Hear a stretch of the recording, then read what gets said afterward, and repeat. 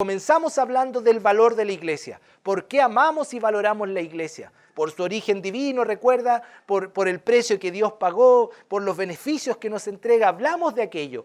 Luego la semana siguiente Rodrigo nos habló de cuál es el blanco, el propósito, y definimos que este era ¿cuál? La gloria de Dios.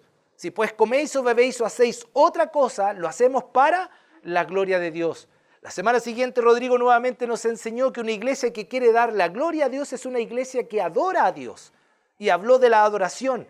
Las semanas pasadas pude hablar de que una iglesia que le da la gloria a Dios es una iglesia que se edifica, que practica la edificación.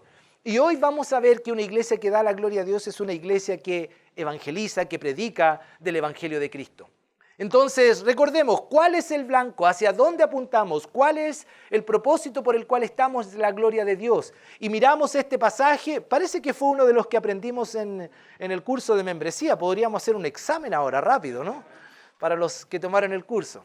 Pero el Dios de la paciencia y de la consolación os dé entre vosotros un mismo sentir en Cristo Jesús, para que unánimes, a una voz, dice el texto, glorifiquéis al Dios y Padre de nuestro Señor Jesucristo. En la carta de Pablo a los Romanos dice, esto es parte de lo que sería hermoso hacer juntos, unánimes, a una voz, en un solo espíritu, en un solo corazón, en una sola mente, podríamos decir, podamos glorificar al Dios y Padre de nuestro Señor Jesucristo. Entonces, como decía Rodrigo, estuvo hablando de adoración y ¿se acuerdan que él usó varias P?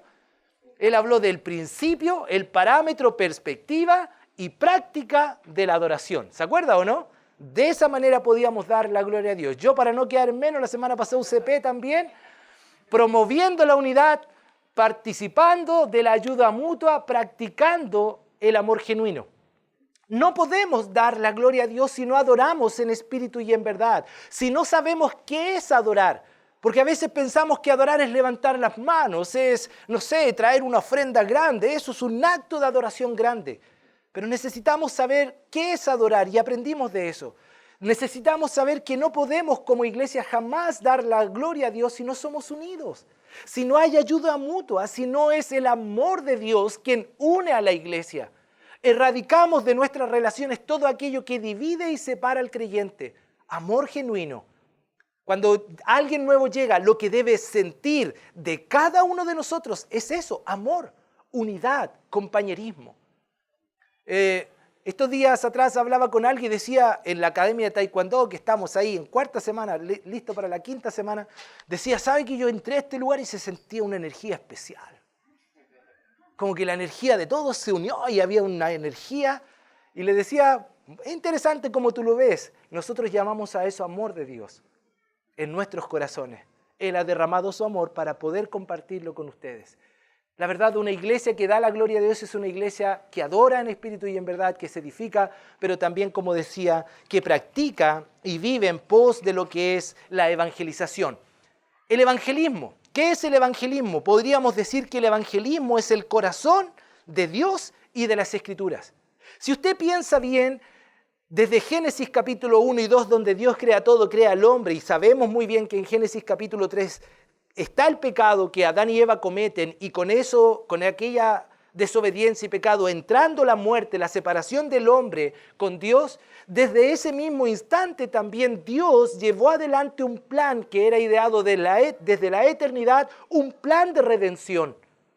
Y encontramos desde Génesis capítulo 13 en adelante todo el desarrollo de este plan, perfecto plan, que hombres y aún el mismo Satanás quiso muchas veces estropear, estorbar, pero era imposible porque Dios había trazado un plan y este es el plan de la redención. Cuando llegamos al final de la Biblia en Apocalipsis lo que vemos es la consumación de aquel plan glorioso. Por tanto, el corazón de Dios y de las Escrituras es el Dios eterno queriendo salvar y alcanzar al hombre que se había perdido, al hombre que se había alejado de él por causa del pecado. Por tanto, podemos decir con certeza que el evangelismo es el corazón de Dios y de las Escrituras. Pero permítanme hacer algunas preguntas.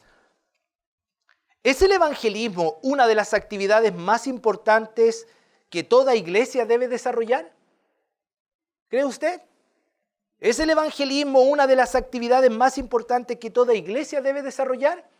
Yo diría que sí, ¿o no? Es una, no la más, porque hay equilibrio, podríamos decir hay tres que deben estar en perfecto equilibrio, adoración, edificación y evangelismo, pero sí, es una de las más importantes que la iglesia debe realizar. Por tanto, no podemos ser una iglesia que solo adore y sumamente fuerte en adoración, más o menos en edificación y muy débiles en evangelismo. Debe ser una de las actividades más importantes en justo equilibrio.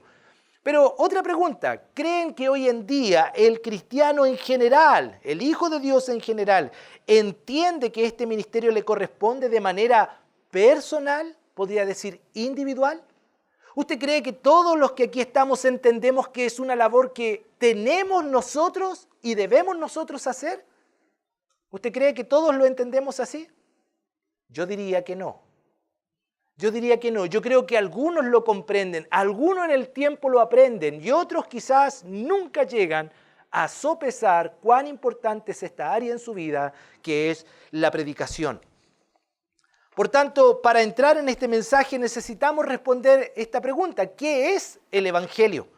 Y la verdad, la palabra Evangelio literalmente significa buenas nuevas. Buenas nuevas es la idea de buenas noticias. Yo diría las mejores noticias que un ser sin esperanza puede escuchar. La mejor noticia, la mejor información que sus oídos sin esperanza pueden oír. Alguien también dijo que es el plan que Dios ha diseñado para salvar a los humanos pecadores de la separación eterna de Él. Podemos encontrar, y la verdad hay muchas definiciones, pero todas se encierran en esta idea: Dios queriendo salvar al hombre. Y esta es la buena noticia, que Dios ha querido rescatar al hombre con un corazón lleno de bondad, de misericordia, un Dios que quiere perdonar a aquel que se acerca a Él con un corazón contrito y humillado. Entonces, ya lo hemos visto en el pasado, esto es una idea general que de hecho en el curso de membresía lo hablamos y de manera muy rápida quiero mencionar. ¿Por qué evangelizar? Si este es el corazón de Dios y de las Escrituras, si esto es algo que entendemos que todo cristiano debe hacer, entonces podemos responder a esta pregunta: ¿por qué evangelizar? Bueno, la Biblia lo hace claro. Primero, porque hemos dicho varias veces que esta es una responsabilidad bíblica y moral. ¿Por qué bíblica? Porque la Biblia manda. Y si la Biblia manda, es Dios quien manda. Recuerda, toda potestad me es dada en el cielo y en la tierra. El Señor Jesucristo dijo: yo tengo toda la autoridad para comisionar a quienes son mis siervos, y les dice entonces, por tanto, id y haced discípulos. Es una comisión, es un orden, es un mandato directo, del cual un día daremos cuenta. Es una responsabilidad bíblica. Es como decir al hijo: toma el dinero, ve y compra pan, para darle alimento a tus hermanos, ¿o no? Y si el hijo escucha la orden, ¿qué le corresponde al hijo? Hacer lo que el padre le dijo, ¿o no? Bueno, esta es la idea. Es una responsabilidad bíblica porque Dios en su palabra nos manda a predicar el Evangelio. Allá en Marcos también lo dice, otros pasajes lo encontramos como un mandamiento del Señor a ir a predicar. Recuerda ya en Hechos: y me seréis testigos en Jerusalén, Judea, Samaria y hasta lo último de la tierra. No era opcional, esta es su tarea, esta es la comisión, lleven el mensaje. Una responsabilidad bíblica, pero también moral. Y veíamos en el pasado este pasaje de Segunda de Reyes, unos leprosos brevemente que estaban por morir, dijeron: vamos donde los enemigos, llegan allá, encontraron hambre, sus hermanos estaban sitiados, estaban muriendo de hambre, empezaron a comer y dijeron: oh, aquí nosotros comiendo manjares y nuestros hermanos muriendo de hambre. No podemos comer sin tener suministros, alimentos y saber que ellos están allá. No estamos haciendo bien. Ellos dicen la idea: nuestro mal nos alcanzará. Bueno, la idea es decir, tener el antídoto para un cáncer terminal y callarnos y no compartirlo. Es una irresponsabilidad moral. Si tú y yo tenemos el Evangelio que transforma, salva, cambia vidas, que cambia la eternidad de un hombre, por tanto no podemos callar, es inmoral. Es irresponsable no compartir. Entonces, ¿por qué predicar el Evangelio? Porque es una responsabilidad bíblica y moral. También porque es una necesidad urgente. ¿Recuerda? El Señor Jesús miró a la multitud y estaban desamparadas y dispersas como ovejas que no tienen pastor. Esa es la realidad de personas sin Cristo. Desamparadas, necesitadas. Lo interesante es que el texto dice que Él tuvo compasión por ellas. Porque al ver la necesidad urgente, Él atendió ambas necesidades físicas, pero también espirituales. Por tanto, es una necesidad urgente y también dijimos que es uno de nuestros propósitos. Mas vosotros sois real sacerdocio, nación santa, pueblo adquirido por Dios. ¡Gloria a Dios! ¡Qué bendición! Pero dice el texto que todo esto somos para que anunciemos las virtudes de aquel que nos llamó de las tinieblas a su luz admirable. Él no nos salvó para sentarnos a sus pies y contemplar su hermosura y adorarle y ahí quedarnos. No, nos salvó para que vayamos y anunciemos sus virtudes, no las nuestras, las de Él. De aquel glorioso y eterno Dios, de su Hijo Jesucristo y de su Santo Espíritu que transforma nuestras vidas. Por tanto, esto es la respuesta a por qué evangelizar, pero no es donde me quiero detener. Fue tentador profundizar en esto, pero quiero avanzar y hacer algo un poco más allá, porque a veces podemos tener esta respuesta, casi podemos memorizarla, mecanizarla y decir, wow, yo tengo conocimiento de estas ideas, pero la verdad puede que eso nada cambie en nosotros, no haga un efecto en nosotros para finalmente llegar y predicar el Evangelio. Y a pesar de que tenemos el conocimiento, nuestro corazón no se ve movido a predicar el Evangelio. No nos estamos esforzando por predicar a Cristo. Y decimos, es que la iglesia no prepara tantas actividades evangelísticas, ignorando que no necesitamos una actividad evangelística de la iglesia para que prediquemos a Cristo. Cada día tú y yo podemos predicar donde quiera que esté. Recuerdo que los chicos en la facultad de vez en cuando decían, no sé si Dani en el tiempo, David, decían, vamos a ir a predicar a las micros. Recuerdo que Álvaro, que un tiempo estuvo en la iglesia, le daba, vamos a las micros, y se iba a las micros y se subía a predicar y todo. Y después me decía, pastor, ¿sabe que ahora que no estoy en la facu como que no me dan las ganas de ir y predicar? Casi pensando que la facu, estar ahí era como el lugar. Podemos hacerlo en cualquier momento. ¿Cuántas veces vamos en el metro y viajamos cuánto rato con alguien al lado?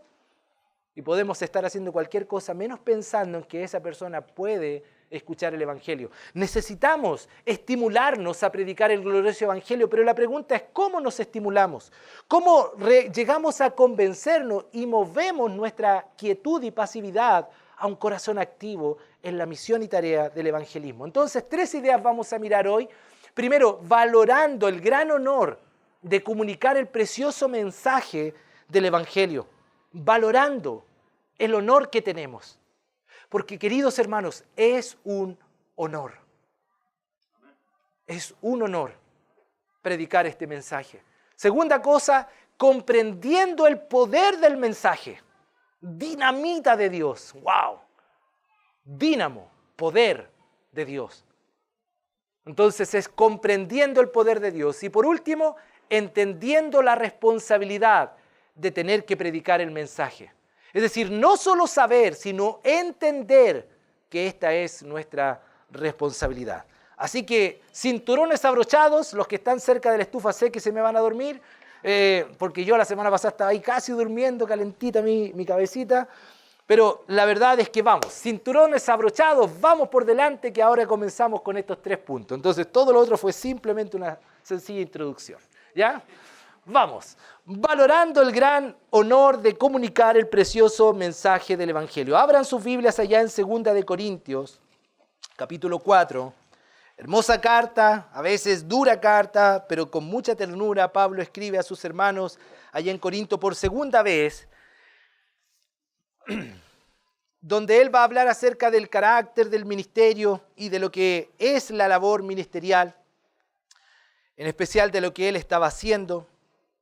Pero me encanta ver cómo él menciona esta idea del valor que tiene, del honor que él siente al llevar este mensaje. Ya están ahí en 2 de Corintios capítulo 4. Dice, por lo cual, teniendo nosotros este ministerio según la misericordia que hemos recibido, no desmayamos, dice el apóstol Pablo.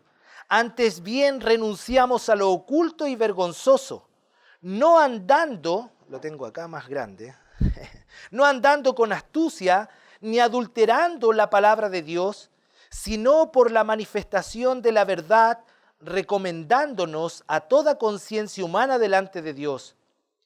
Pero si nuestro evangelio está aún encubierto, entre los que se pierden está encubierto, en los cuales el Dios de este siglo, el enemigo de nuestra alma, Satanás, cegó el entendimiento de los incrédulos para que no les resplandezca la luz del evangelio de la gloria de Cristo, el cual es la imagen de Dios. Porque no nos predicamos, dijo Pablo, a nosotros mismos, no somos el centro de la predicación, no somos los importantes, sino a Jesucristo como Señor y a nosotros como vuestros siervos por amor de Jesús.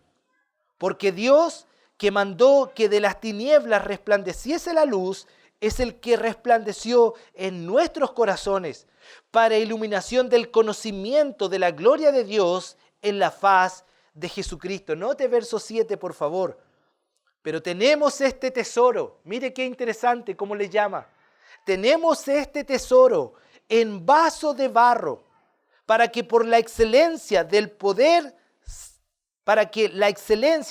del poder sea de Dios y no de nosotros, que estamos atribulados en todos, mas no angustiados, en apuros, mas no desesperados, perseguidos, mas no desamparados, derribados, pero no destruidos, llevando en el cuerpo siempre por todas partes la muerte de Jesús, para que también la vida de Jesús se manifieste en nuestros cuerpos. Pero tenemos este tesoro en vaso de barro para que la excelencia del poder sea de Dios y no de nosotros. Déjenme leer este versículo, este mismo versículo en la versión actual. Dice, cuando Dios nos dio la buena noticia, puso, por así decirlo, un tesoro glorioso en un vaso frágil, en una frágil vasija de barro. Así, cuando anunciamos la buena noticia, la gente sabe que el poder de ese mensaje viene de Dios y no de nosotros, que somos tan frágiles como el barro. Me gusta a veces leer otras versiones porque me da sentido. Lo que él está diciendo, wow, qué privilegio es tener este tesoro, este mensaje glorioso que ha sido puesto en hombres frágiles, indignos, vasos de barro. En aquella cultura, un vaso de honra era un vaso de oro, de plata, de metal, y un vaso de barro era el vaso común que usaba la gente en sus hogares.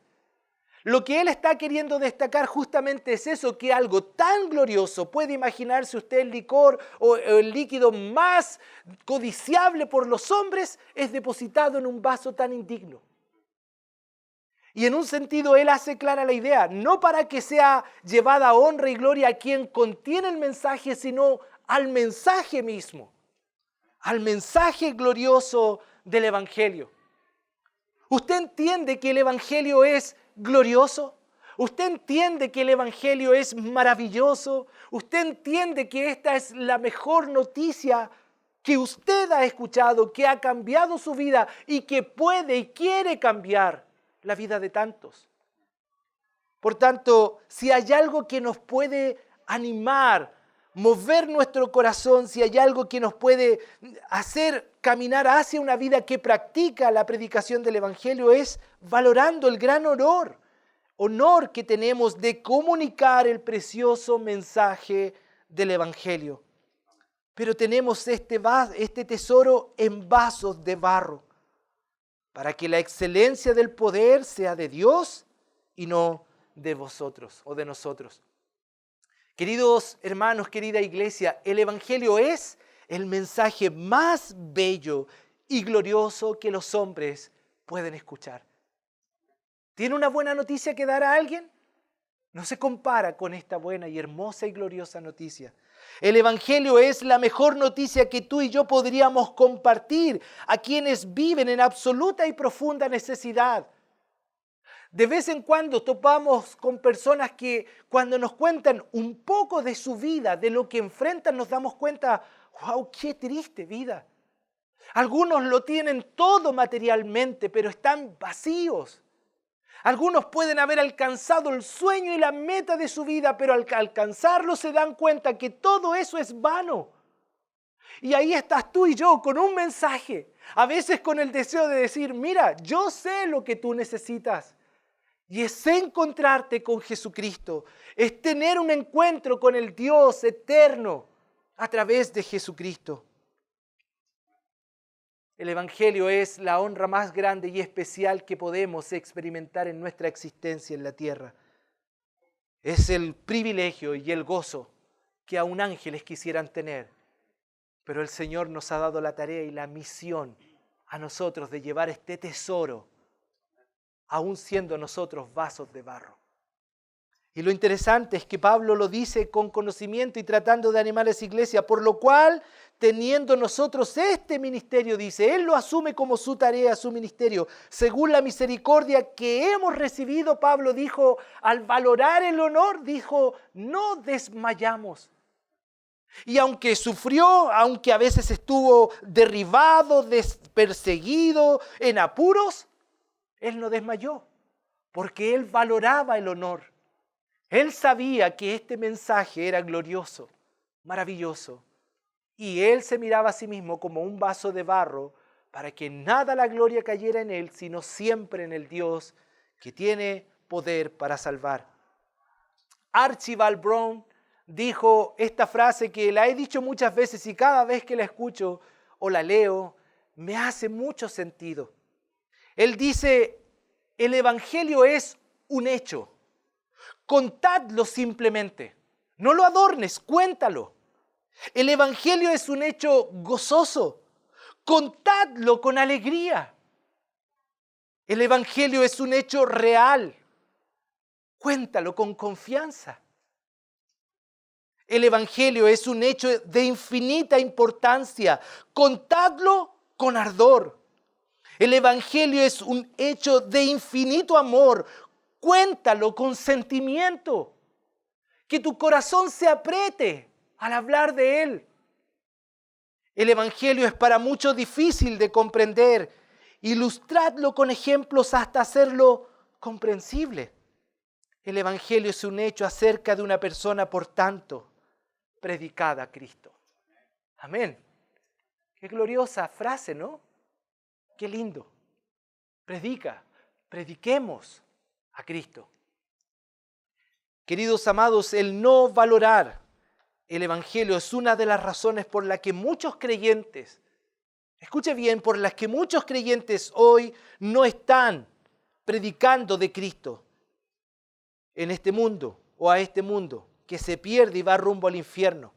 Porque no valoran, porque no entienden el tesoro que es, lo glorioso que es que no están predicando. Yo hago la pregunta a usted, querido hermano, que está escuchando. ¿Usted entiende el valor? ¿Usted entiende el valor y honra de llevar este mensaje? ¿Se siente bendecido? ¿Se siente honrado de parte de Dios que diga a usted, tú irás, tú llevarás aquel mensaje? Te animo, te mando, te ordeno que prediques a Cristo, que lleves las buenas nuevas al mundo perdido. ¿Entiendes el valor y la honra? ¿Lo entiendes?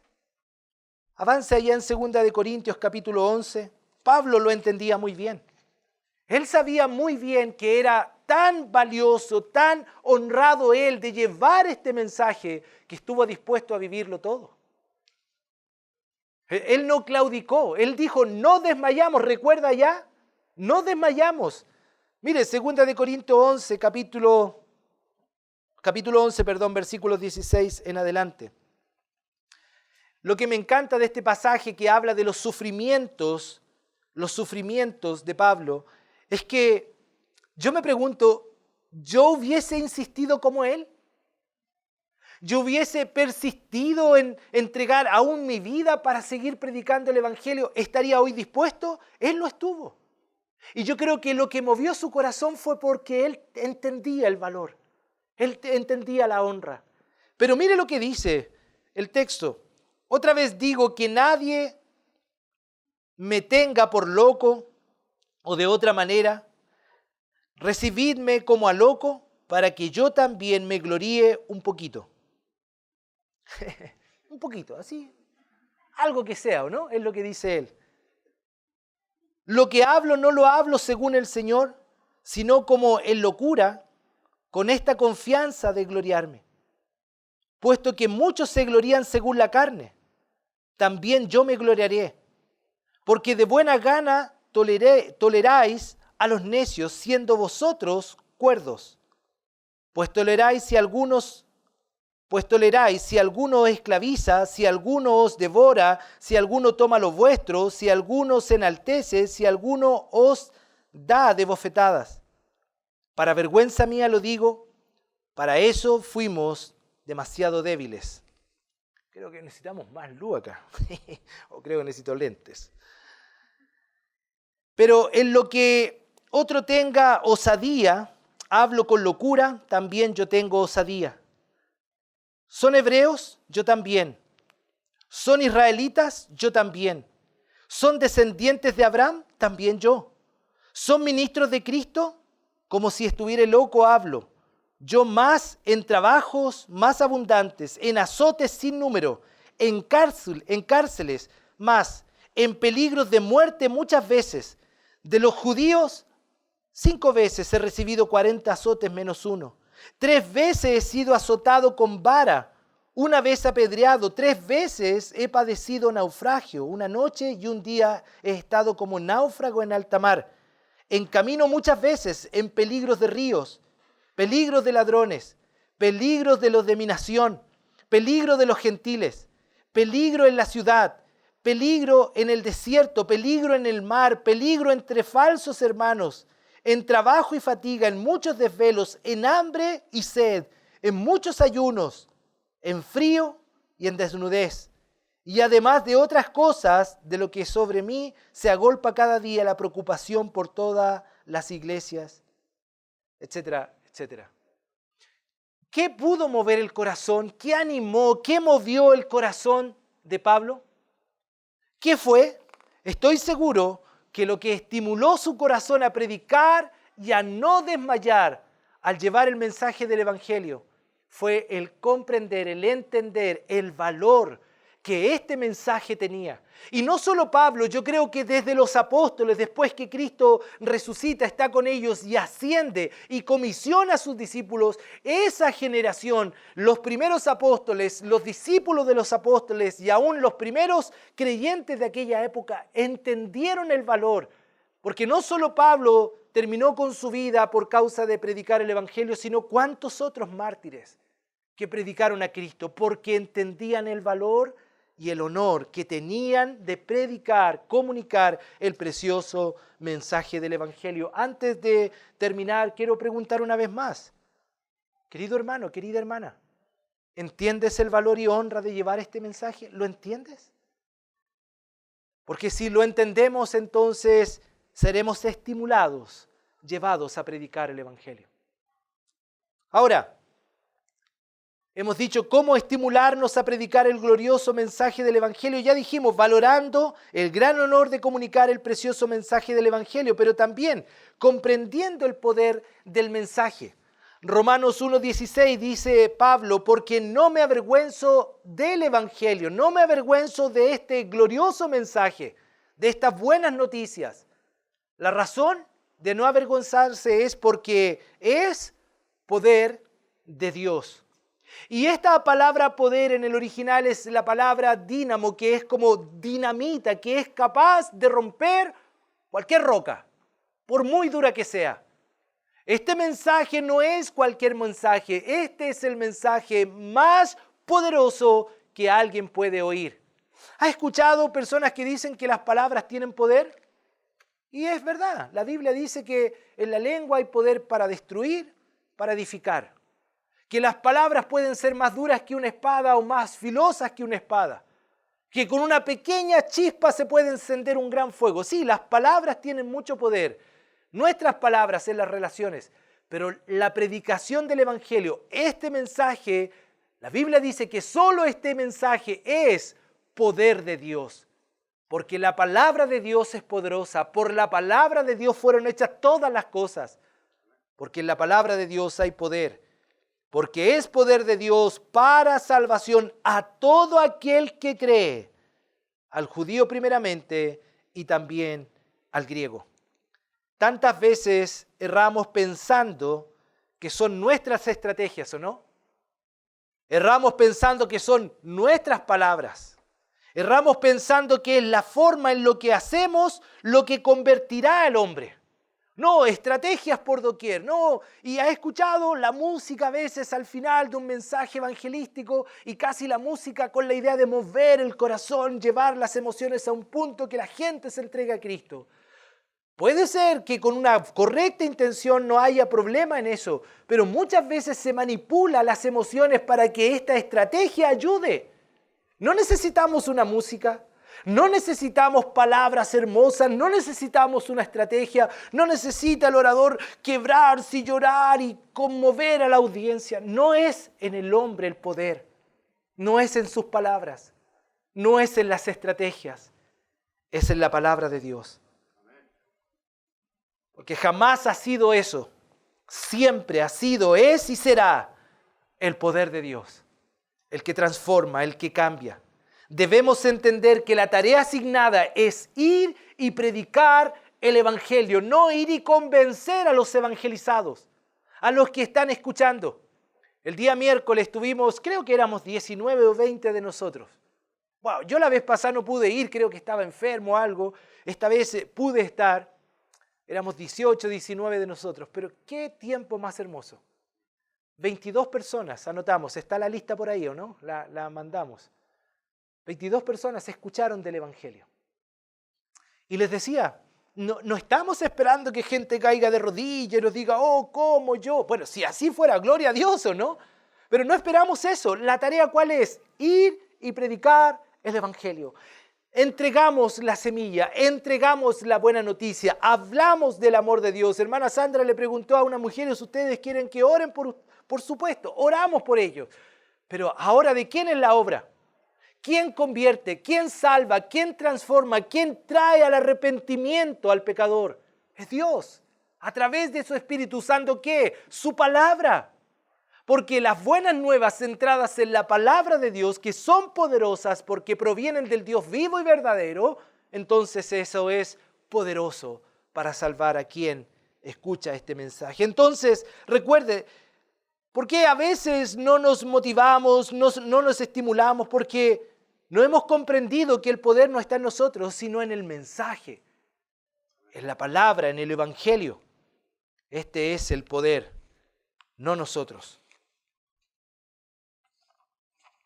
De hecho, tomé una frase que Martín Lutero dijo, y es textual, lo saqué de un material que tengo allá donde él habla de esto.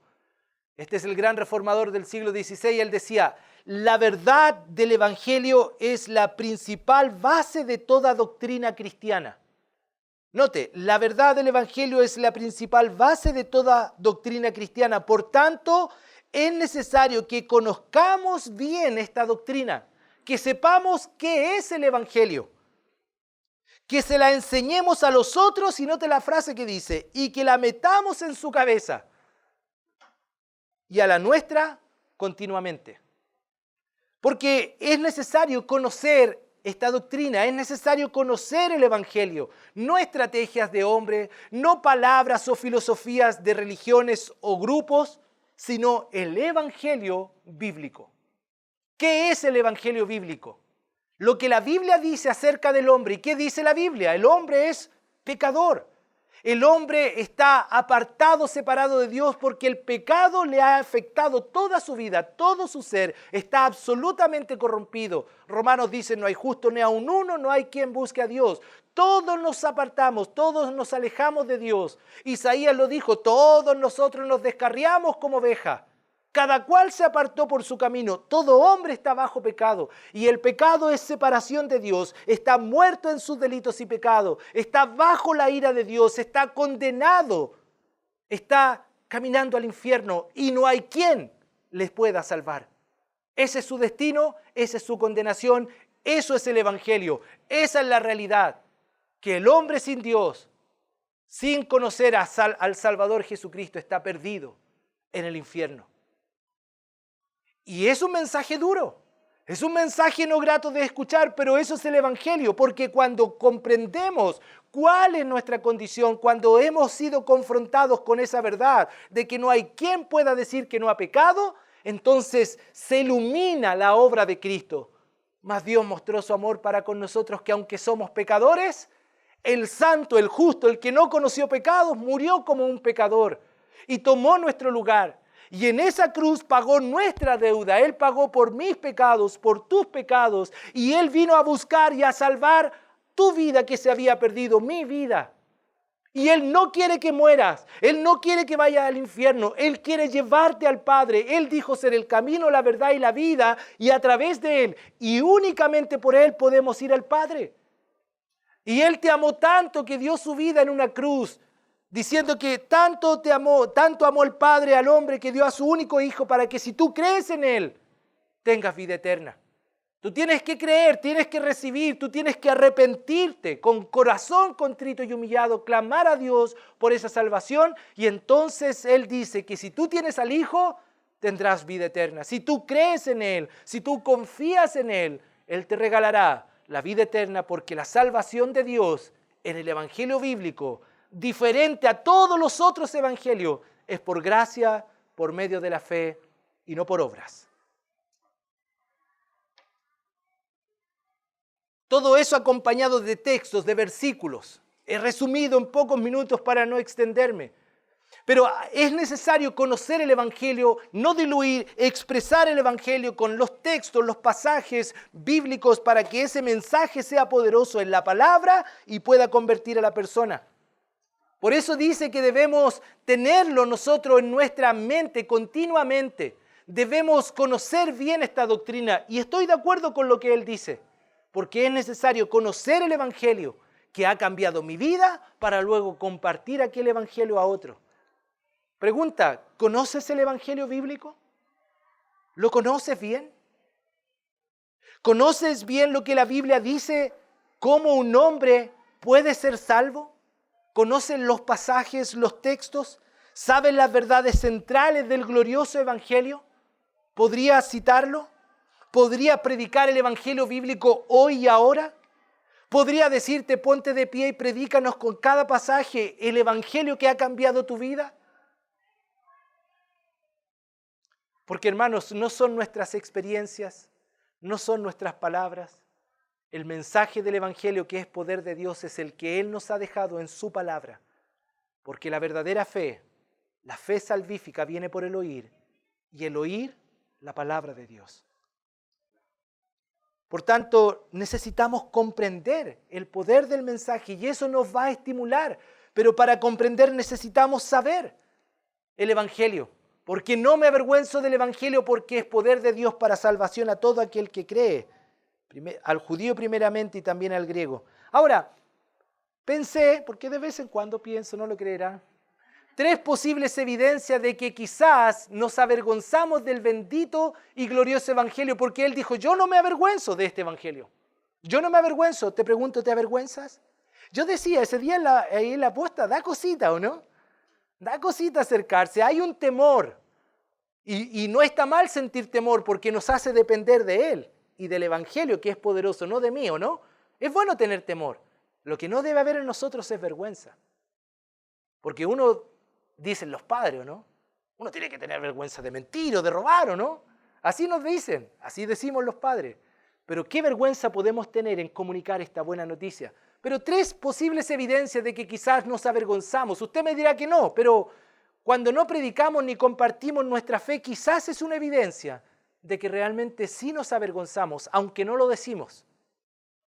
Cuando estamos más preocupados en no ofender a las personas que de confrontarles con la verdad de Dios. No le digamos que es pecador, porque se me va a ofender. No le vamos a decir la palabra infierno, porque esa palabra no se dice. Estamos más preocupados de no ofenderle, porque quizás nos avergüenza este mensaje, porque es tan duro, es tan confrontacional. ¿Se imagina Pedro no teniendo la valentía de hacerlo?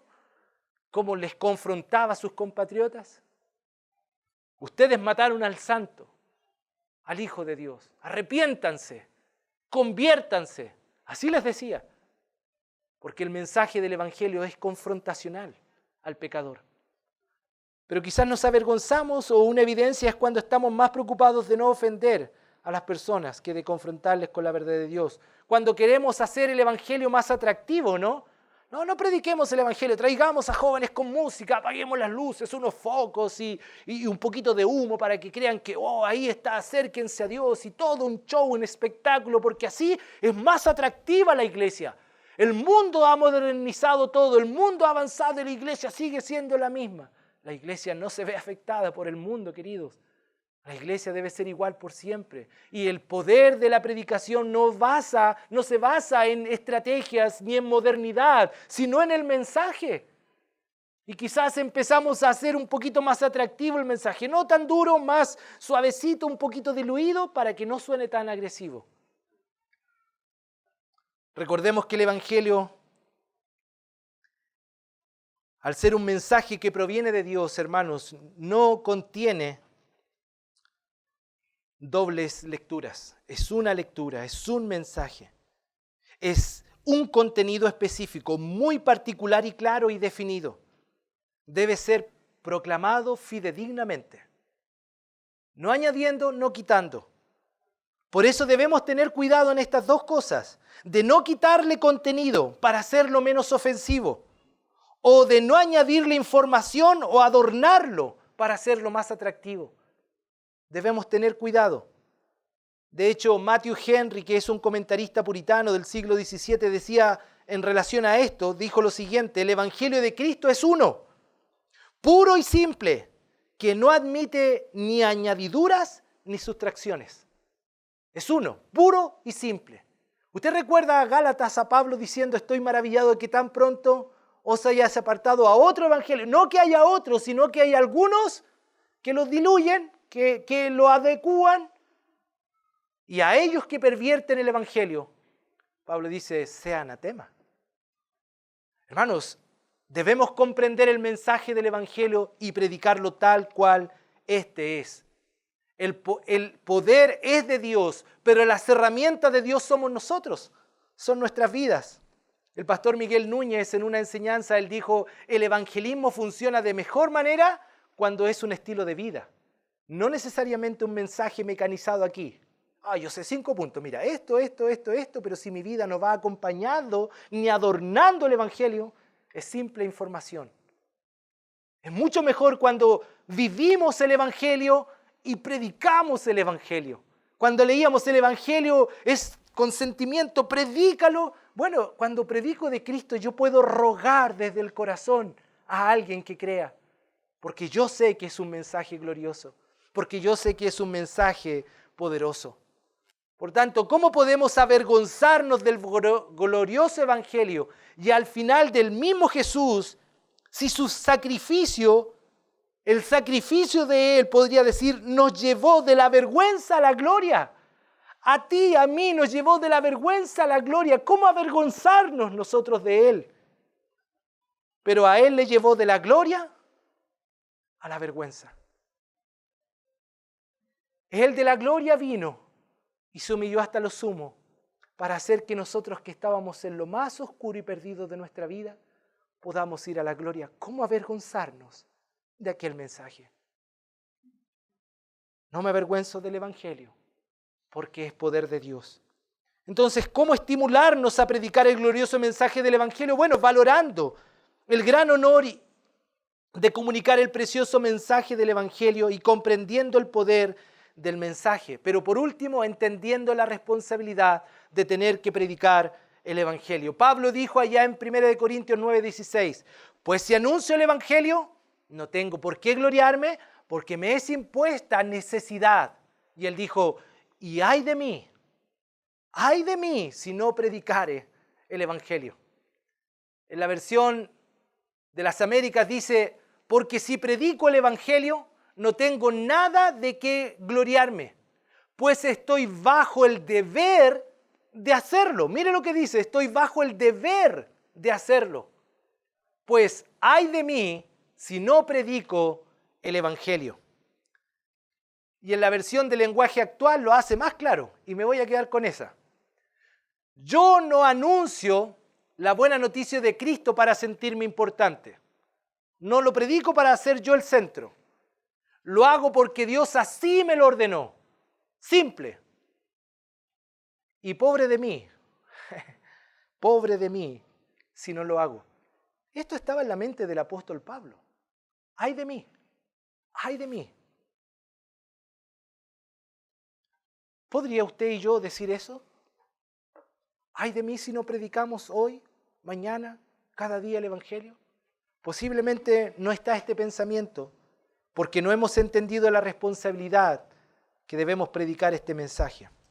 Algunos pensarán, esta es tarea para algunos, el pastor, el aprendiz, los siervos, los que dirigen, predican, ellos.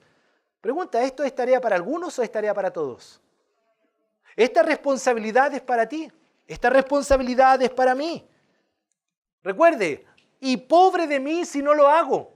Debemos entender que predicar a Cristo es un deber, que todo creyente debe asumir y realizarlo. Escúcheme bien, por favor, no hacerlo es una falta ante la autoridad de Dios, es un pecado. Hermanos, es un pecado. Una de las definiciones bíblicas de pecado es el que sabe hacer lo bueno y no lo hace. ¿Qué es? ¿Es bueno predicar el Evangelio? El mensaje es bueno. Es una orden, es una responsabilidad. Por tanto, no hacerlo no es una simple negligencia. Ante los ojos de Dios es un pecado. ¿Cuántos pecados confesaste esta semana? ¿Cuántas veces dijiste a Dios, perdóname por una mentira, por algo que vi, por algo que dije, por una actitud fea con mi amada, con mis hijos? ¿Cuántas veces? Pero te hago la pregunta, ¿pediste perdón a Dios esta semana? ¿O hemos pedido perdón a Dios esta semana porque no hemos predicado a Cristo?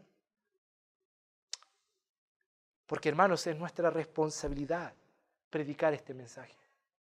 Pero no entendemos que es una responsabilidad, por tanto no pedimos perdón. No vamos a mirar estos pasajes, pero ¿sabe lo que dijo Pablo en 2 Corintios? Tú y yo, ¿sabes lo que somos? Embajadores en el nombre de Cristo. Y un embajador le debe respuesta ¿a quién? A un presidente, a un rey. Y el rey lo puede llamar y va a llamarlo en algún minuto y le va a decir, a ver, tú eras mi representante en aquella nación, región, ¿qué tal con la tarea? Tu tarea era comunicar mi verdad, mi mensaje. ¿Lo hiciste? ¿Y qué va a decir el embajador? No, es más, dice allá como si Dios rogase. El rey, el soberano, rogando a los pecadores. ¿Y quiénes rogarán? Somos nosotros. Así que somos embajadores en el nombre de Cristo. Por tanto, id y predicad el Evangelio a toda criatura. Hermanos, es una responsabilidad y no hacerlo es un pecado. Entonces, ¿qué nos dicen estos textos? Bueno, nos enseñan dos cosas. Primero, que somos responsables de cumplir la tarea y responsabilidad que todo hijo de Dios dará cuenta. Debemos cumplir esta tarea y responsabilidad que se nos ha asignado. Y la segunda cosa es que todos daremos cuenta. Porque no es tarea para algunos y para otros, es para todos. Y vamos a dar cuenta. De hecho, 2 Corintios capítulo 5, verso 10 dice, porque es necesario que todos, los hijos de Dios, comparezcamos ante el tribunal de Cristo, dice, para que cada uno reciba según lo que haya hecho mientras estaba en el cuerpo, sea bueno o sea malo. Tus obras, mis obras, un día serán pasadas por fuego, y el Señor probará, y un día el Señor verá. ¿Y qué diremos? ¿Qué excusas diremos? ¿Sabe lo hermoso de esta predicación es poder enseñar? Este es un eje de la iglesia, pero lo triste de esta predicación es que tú ahora eres más responsable que ayer o que antes de lo que es tu responsabilidad. Y no podrás decir a Dios, es que no supe, nunca nadie me dijo, no entendía cuán importante era. Porque allá en 1 Corintios 3, del 10 al 15, dice, conforme a la gracia de Dios que me ha sido dada, yo como perito arquitecto puse el fundamento y otro edifica encima, pero cada uno mire cómo sobreedifica, porque nadie puede poner otro fundamento que el que está puesto, el cual es Jesucristo. Y si sobre este fundamento alguno edificare oro, plata, piedras preciosas, madera, heno o hojarasca, la obra de cada uno se hará manifiesta, porque el día la declarará. Pues por el fuego será revelada y la obra de cada uno, cual sea, el fuego la probará. Si permaneciere la obra de alguno que sobreedificó, recibirá recompensa. Si la obra de alguno se quemare, él sufrirá pérdida, si bien él mismo será salvo, aunque así como por fuego. Esto tiene que ver con esta idea donde van a ser probadas nuestras obras. Y posiblemente está más enfocado en las cosas que hacemos en el servicio de Dios. Pero una de las obras que somos llamados a hacer es la predicación del Evangelio. Y si usted predica el Evangelio porque, bueno, el pastor nos mandó, nos dijo, vamos a una hora y lo hacemos, bueno, quizás ese minuto, esa obra no va a ser bien calificada. Debemos hacerlo porque comprendemos, porque entendemos la responsabilidad, porque entendemos el honor que tenemos, porque sabemos que es algo que Dios espera que hagamos, porque comprendemos que es poderoso el mensaje y hay personas que lo necesitan. Necesitamos predicar el Evangelio. Amados hermanos y querida iglesia, todos daremos cuenta de esta responsabilidad. Cada uno estaremos cara a cara con Dios.